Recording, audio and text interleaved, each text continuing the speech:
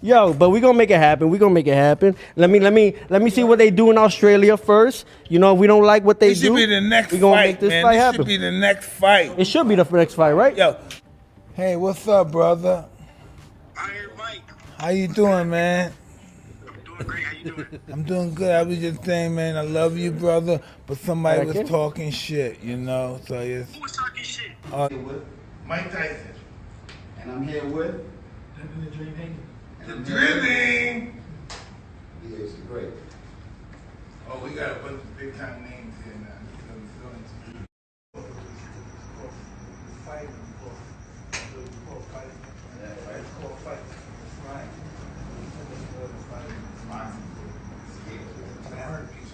If Devin beat Rolly or Fortuna, he going to fight him next because those are solid names. As long as we put him in front of Dev and he had it from there, no matter what kind of style, no matter the height, the size, as long as it get on the scale and it's 135, you know what I mean? Dev don't have a problem with it, you know. So whoever he wants to say, if that's the fight that we'll end up making happen because he ducked, then we're gonna do it. You know, he might have more confidence in them than he has in his actual self. Well, Tio said you guys better catch him now before he hit his prime years because it's over then. What's your thoughts on him making that statement? We have already can't catch him. He's flew south for the winter with all the other ducks. So we already can't catch him. So that's not surprising that he said, you know, that we're not going to be able to catch him. We won't be able to prove what he is if he don't want to be caught. And he can't prove what we aren't unless he let us catch him. What's your thoughts on Mike Tyson was challenging Tio to fight Devin, but Tio said that Tyson was instigating. What's your thoughts on that comment when Mike is just want to make the fight that the fans want to see and the fight that he want to see himself? Whenever my son get a chance, he going to beat the fuck out of Teofimo Lopez for talking about all the great champions, Deontay Wilder, Floyd Mayweather, and now Mike Tyson. You know what I mean? We're going to beat the fuck out of him, you know? And he ain't got to worry about getting knocked out. He's not worried about getting knocked out. You know, what he is going to worry about is he getting his ass whipped from one side of the ring to the other side of the ring. You know what I mean? And that's what he's going to get. You and Devin Haney were hotboxing with Mike Tyson, I believe, yesterday. What was that conversation like and the experience hanging out with Mike Tyson and doing a podcast with him? It was amazing to sit there with the legend of Mike Tyson and sit there and talk. And, you know, he's a historian. So it's that respect there. I have that respect for Mike, that he's no pushover. He's no punk. He will not just give you your roses if it's not just due. For him to commend us on what we're doing and, you know, the way we look at Mike meant everything, you know, to me and to our family as well. Did Mike want to see a particular fight for Devin? What he respected is that you get in there with that motherfucker in front of you.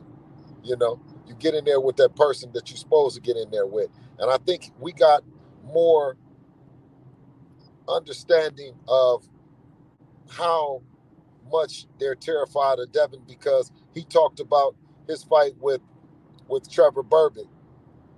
And he said if it wouldn't have been for Trevor Berbick, it was another fighter that he could have faced was Tony Tucker, right? He said Tony Tucker had a name and it was somebody that he wanted to fight, but Trevor Berbick was in front of him for the world title, and he took advantage of it. And also Zab had a similar circumstance where he had an opportunity to become a world champion, and he took advantage. Ryan Garcia has an opportunity to become a world champion, and it's a fight that, you know, everyone has been putting off until it was a world title involved.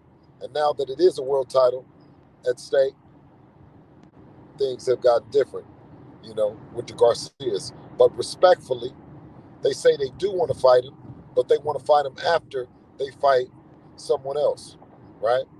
Now, people want to say that Tank is the biggest fight and the best fight and the money fight and all that.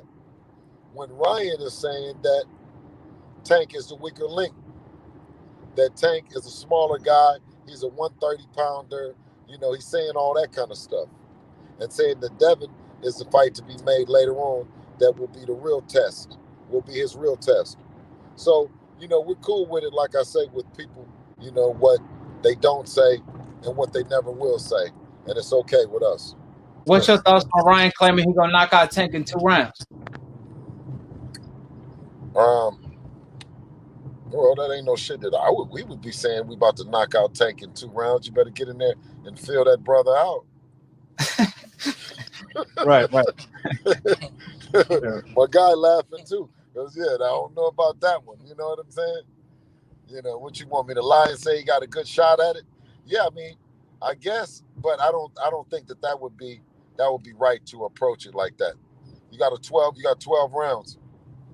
And just to say, let the knockout come when it comes. Is there any exclusive you got for us from that Mike Tyson interview? Okay, I'll tell you what. Be watching it, because somebody got a new name. Somebody got a new name. We got a new name for somebody, and you're gonna hear it live on Hot Boxing with Mike Tyson for sure. I ain't gonna tell them yet. But you're gonna see. They got a new nickname for somebody, you know what I mean? And it fits like a glove. Oh man, talk to me. Well, I heard you've had a couple good ones, you know what I mean? And you know, but this one right here, this one is gonna be good. Tio continues to trash talk, but he doesn't want to fight. So what's your thoughts on that? Why he does that? Why he want to talk trash, but he doesn't want to fight? Well, you can talk trash, you know what I mean, if you want to, but, you know, you have to back it up. And then you back it up with more talking, And then,